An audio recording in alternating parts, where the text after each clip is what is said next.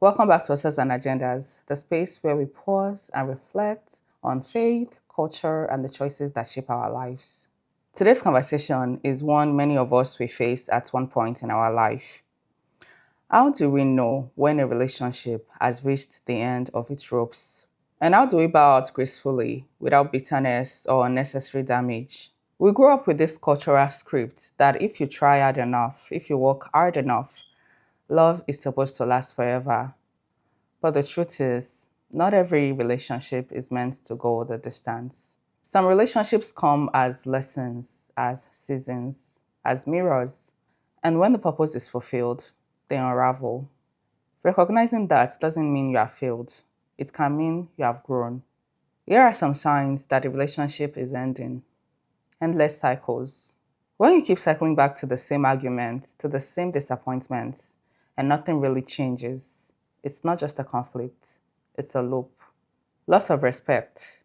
Once contempt creeps in, belittling, dishonesty, neglect, the foundation cracks. Respect is harder to restore than affection.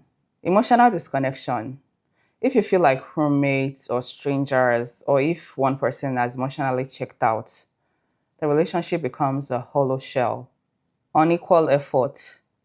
If one person is carrying the weight, planning, fixing, supporting, while the other resists growth, that imbalance eventually breaks things down. Incompatible values. Love is not always enough. When vision for family, life, and future crashes at the core, the distance grows unbridgeable. Threats to safety or well-being.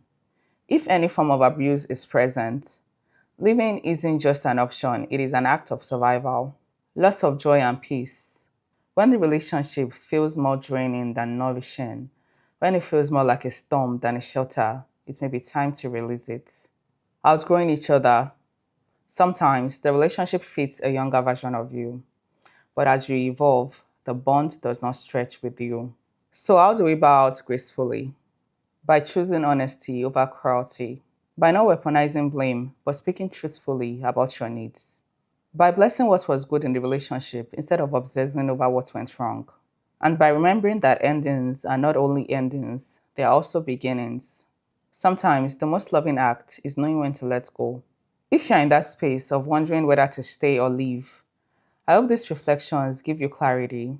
A relationship ending doesn't erase the love that was once there. It simply marks the transition from one chapter to the next. This has been Authors and Agendas. Thank you for listening. And until next time, may you have the courage to honor both your heart and your peace.